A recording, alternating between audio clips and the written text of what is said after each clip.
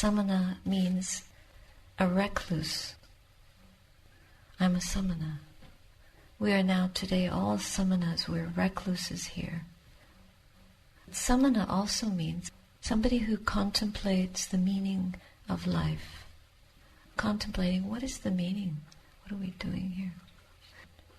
To reflect on what we're doing on this planet. We can also set that question in the mind and then go into a non-discursive state. So we are examining experience by observing what arises in consciousness and the manner of its arising. Not analyzing, but just observing and seeing. Observing, seeing, seeing. Wise knowing. Observing consciousness. Observing forms, feelings, perceptions, mental formations.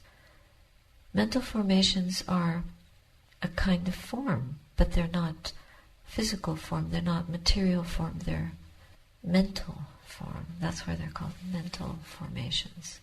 They're also perturbations, proliferations, rolled up sushi in the mind.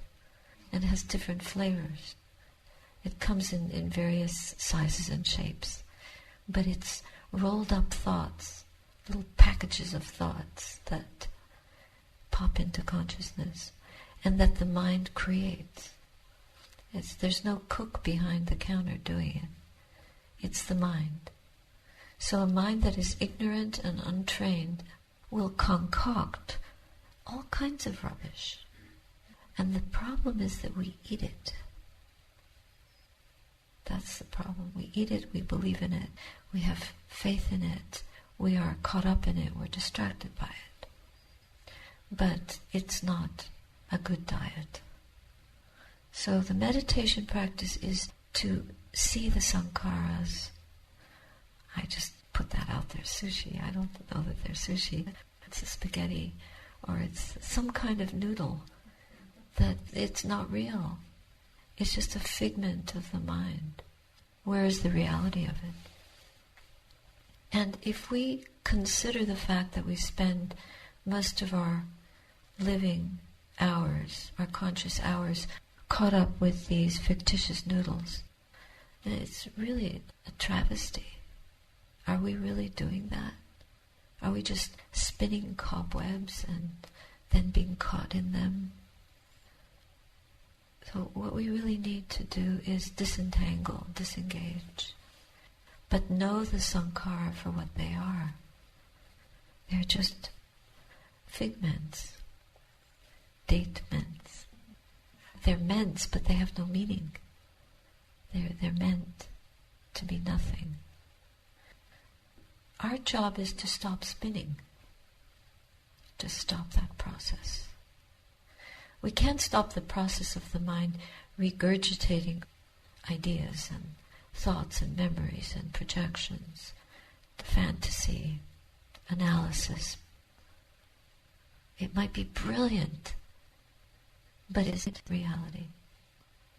So our job is to go beyond that, or you can penetrate through it, or dismantle it, disentangle it, go beneath it, disengage, dismember.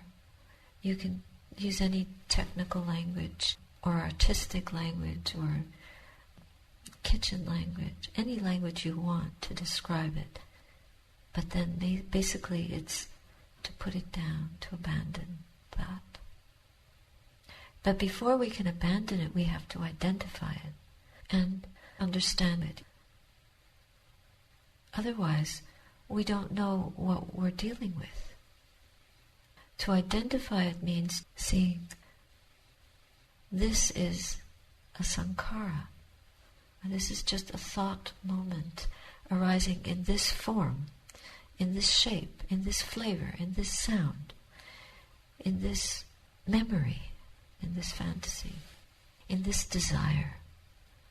The mind propelled by desire and moved by desire is likely to move in unwholesome ways, in grasping ways, in clinging ways. Some of you were there yesterday. We talked at length about agitation in the mind being the result of clinging. When you pick up something and it's hot, but you didn't know it was hot, what do? You drop it because it burns. So it's very important to us to notice our mindfulness is a sati sampajanya. It's a particular mindfulness of what is arising in consciousness with the knowledge, with circumspection, or the clear understanding, the wise realization of what is harmful and what we should drop. You know, when you let go something, your hand opens and the thing falls down. So if the mind opens, the sankhara will, it'll fall away. Yeah, well, that's what we have to do. It's so simple, isn't it? But it's so hard to do. And that's why we're here. We're practicing letting go, abandoning what is harmful, and touching and approaching, becoming very familiar with, very settled with, very joyful with what is not harmful. And we don't cling to that. Rather, we know it to be not suffering. That's what we want to sit with. We don't want to sit with the monsters, the demons, the yakas, the dragons, the hell creatures, all the figments of our minds. We don't want to sit with those because they just drive us into delusion, one form of delusion or another. Just because we think we're less deluded than we are, that doesn't mean that we're not sitting with delusion. We have the opportunity to sit with reality. It's very subtle. The difference is very subtle. We can slip away from the truth in an instant, but we can also be connected to it in an instant. And the difference between those two instants is that movement of letting go, that simple not clinging. We've all been afraid. We've all had fear. What can we do when we feel fear? Is there a space in the heart at the moment that fear arises in consciousness, or that we are cognizant of fear? Is there a space in the mind where we can know non-fear? What is the ability to know non-fear? What is that? It's opening the mind so that fear falls away. How can fear fall away when we are feeling frightened? What does it mean to say, I'm afraid? Who is the I? Is this true? I am afraid. Is that an accurate statement? Is there this I that we so firmly believe in? Can we rephrase that more correctly? Can we just say, fear is a feeling? What do we know about feelings? Impermanent. They're suffering. And they're empty of any self. So the statement, I am afraid, is actually not helpful. Because where we're clinging to something unwholesome, it makes it more difficult for us to experience, in a moment of fear, the ability to let go, to uncling, not to cling to that, not to make it a platform or a space and spend time, not to identify with feeling afraid. So just to re-express our experience for our own benefit, there is arising a fear moment, a thought moment called fear, which feels fearful. What is the fear? It's resistance. One can feel it in the body. What do we associate with feelings of fear in the body? Tension, contraction, pressure, heat, sweat. What else? Throbbing, pulsing, overwhelming energy. So that fear is just a concept. Now we have a strategy. We feel afraid, but we also are aware of more what that could mean, and we have the ability to examine the feeling a little bit. We can go to the body, and then we can feel this experience truly embodied. We can feel the sensation that is coming up around this fearful thought or impact in the mind. And we can notice energy in the body, acceleration of energy, and extreme tension, a strong pressure in the throat, in the torso, in the heart, a palpitation. And we can focus our minds on that sensation. What have we done? We have taken our perception of fear and we've turned it into attention to physical sensation. So it's no longer I am afraid, but there is vibration or throbbing in the heart. And then we focus on that palpitation. We just notice. It's like watching the breath, arising, ceasing, very fast. And if we keep watching it, it may even slow down. What happened to the fear? Oh, there's another fear. Oh, we can keep proliferating on this, but we can also keep going to the physical sensation in the body. So this is a very important connection to make, because what we're doing is going from fear to non-fear. So at the moment that we turn to the body and begin to investigate, we have a bit of courage. The courage is, we are encouraged. We are enabling ourselves to pay attention to physical sensation in the present moment. It's not harmful. It's not debilitating. It's empowering. And then if we sustain that for 2 minutes, 3 minutes, 3.5 minutes, then it's an out-breath. There is probably a bit of relaxation happening. The palpitation may very well have slowed before the mind can grasp onto another sense of danger or disability. This is something we have to learn and practice. It may not be as quick and as continuous as just talking about it, of course.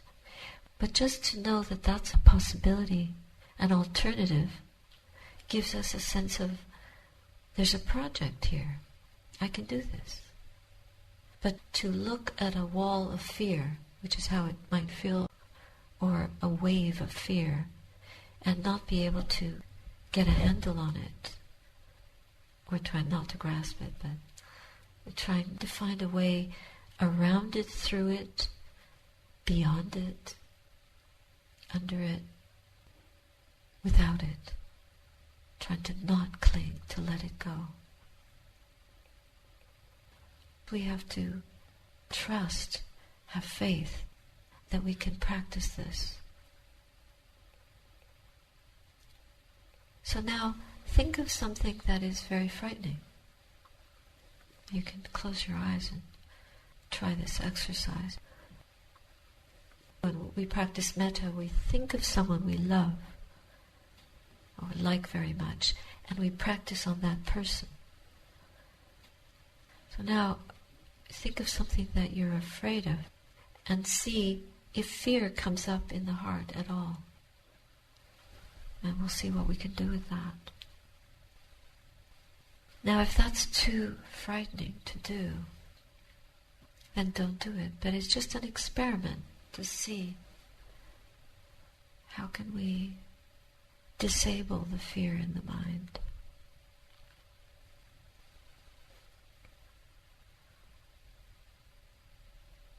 Remember something that happened recently, or something that you're afraid of right now, that gives a sense of fear coming into consciousness.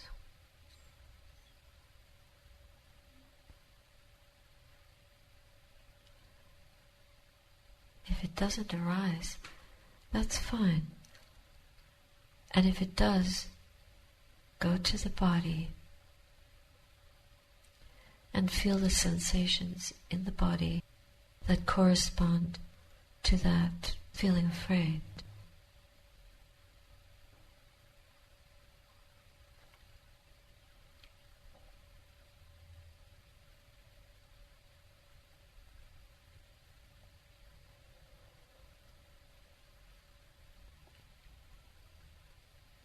Try not to eat or digest this fear, but just know it as not me, not mine, not who I am. It's just a thought arising in the mind. It's impermanent. We observe it, we watch it fall away, arise and fall away. And if it's too overpowering, we notice what is the physical counterpart of that fear.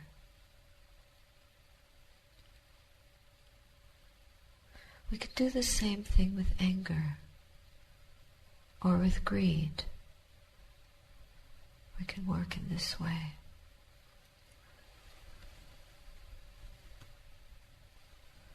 So just use that as a starting point for sitting, and try to move from fear to non-fear and sustain it. Move from anger to forgiveness and sustain it, using the knowledge that arises with the arising thought. Follow it, penetrate it, put it in the spotlight of your Dhamma awareness, and really take it to pieces. Just a momentary arising, very transient, very fast moving. In every moment, there are so many thought moments, split into the tiniest fragments of mental cognition.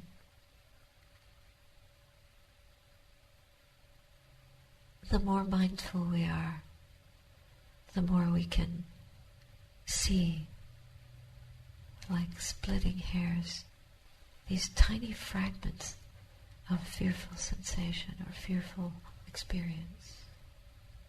Mental, together with their physical counterpart.